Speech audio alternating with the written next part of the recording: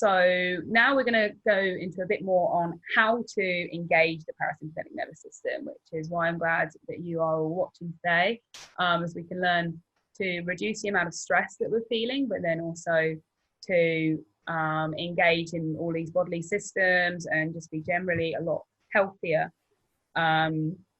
So Tim, you introduced a little bit of one of the techniques there in terms of the vagus nerve and sending a relaxation response through the body through the vagus nerve, which is then going to send a response into all those lovely areas of that, that heart and that digestive response. So was that just sort of engaging through relaxing these muscles, tense shoulders and neck, and what would you recommend?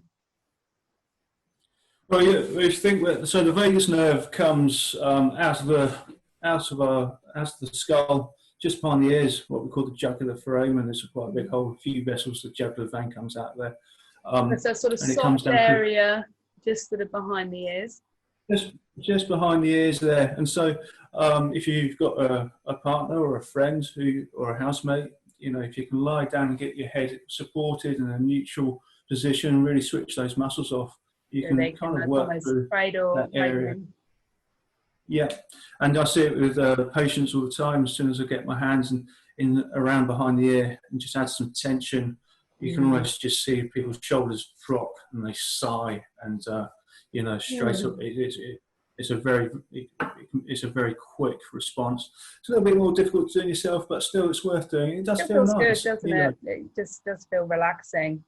Well, and obviously making sure your head's in a good position, not having your neck creasing it, in blocking it, especially if we sit in front of computers like this, all stressed up, we're just pinching and stopping that vagal nerve. It does, doesn't it? What we tend to do, that pathway. Leaning forward, and then we end up with this area all providing like an anchor to support the weight of our head as we're leaning forward. Yeah.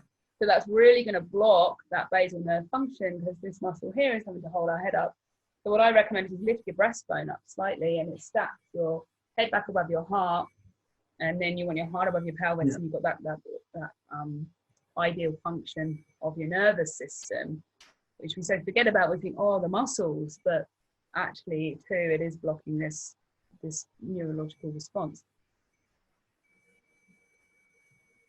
Cool. And yeah, just going, you touched on a little bit of self-massage there. It's always great when you can get someone to do it for you, which is why there are so many therapists working at YOU Massage. 25 of us are working there that provide that wonderful therapy of touch. And we all know how good touch can feel, whether it's holding hands, massage, or a hug with somebody else. But you can also provide this touch for yourself will also send a good response to engage your parasympathetic nervous system. So whether it's a little bit of self-massage on the neck or in and around the shoulders, stroking your face and stroking your lips. Face. Yeah. Because we have all of these parasympathetic fibers through this area. So that's one that I just picked up recently, just to stroke your own lips. Make sure you wash your hands before you do this, please. Yes, and afterwards. Stroking your own lips, stroking your own face and your neck and your shoulders.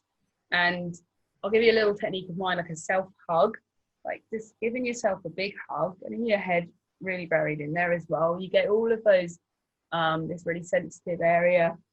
Bring a pillow in if you need to, but a bit of a self-hug and a self-massage, like a squeeze as well, is very calming, triggering for this parasympathetic response.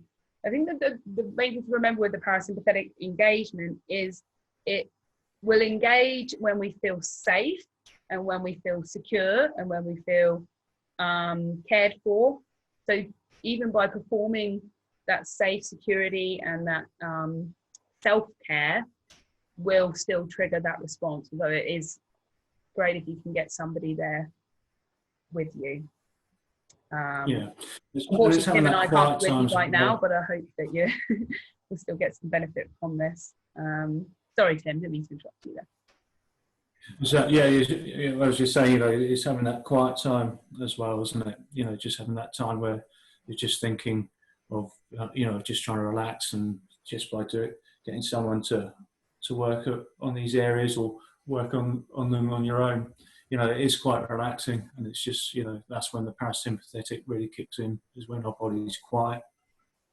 Quiet time's so important, isn't it?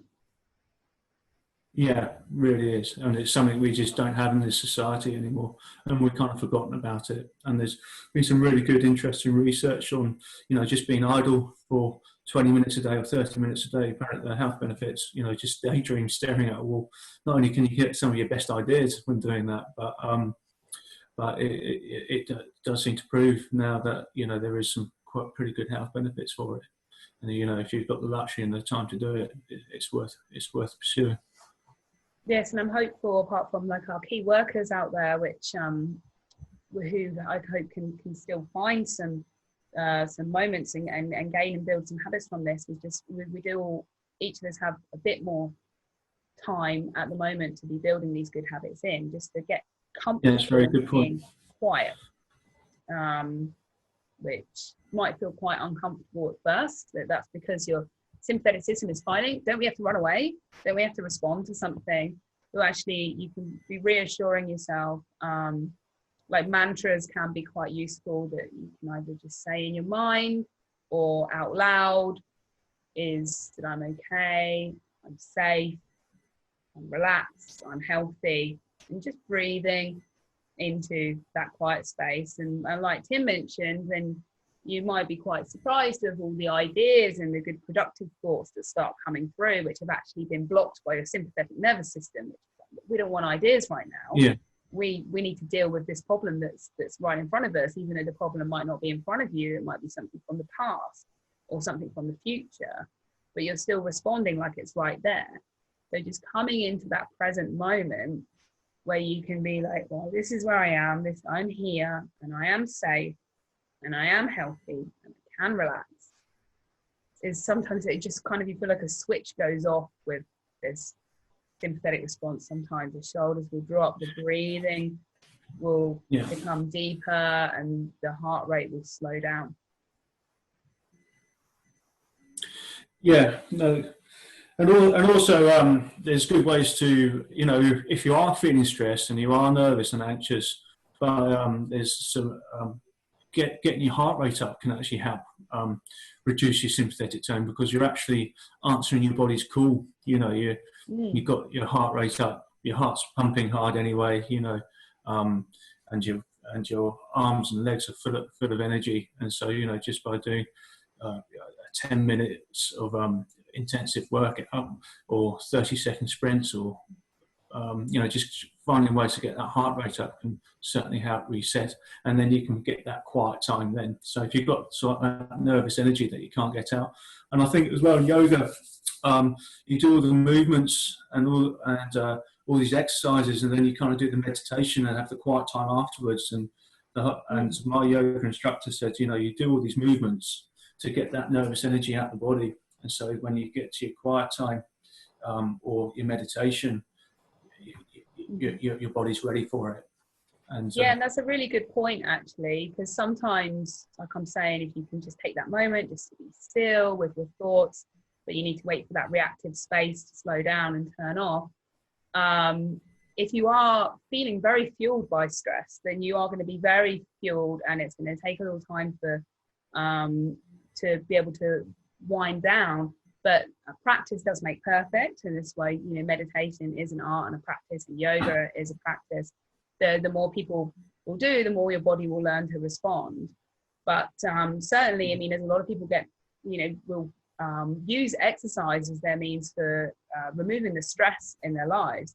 And like Tim was saying then, it's just that burning off that adrenaline, like your body is ready to fight or flight, or, you know, to flee from a current situation. So your muscles are pumped and engaged, and it's like, well, I'm going to run away from this situation before I can even think about relaxing and resting and digesting.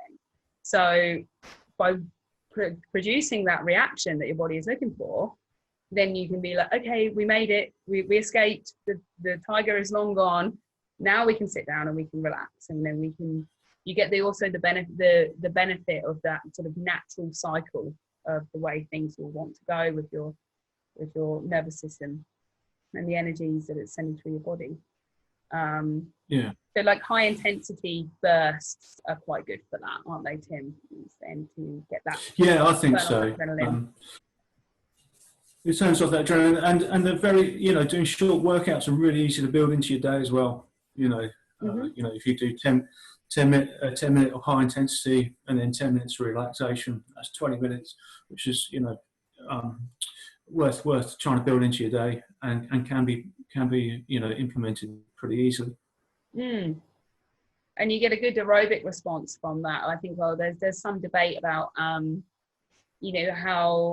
everyone has got a different physiology in terms of how they respond to aerobic exercise, and certainly with the high intensity burst, whether you're like a super responder, you may get a very quick sort of burst of increased aerobic health, or you might be a bit of a slower responder or a non-responder, in which case it might be a bit more challenging for you. So it really is working with your body to find what works best for you and what makes you feel good. So now we're talking about, this is what you feel when you're in your sympathetic state, is that shallow breathing and those high shoulders and this tension and these problems sleeping and potential irritable bowel syndrome or sexual dysfunction and or coming through a disease.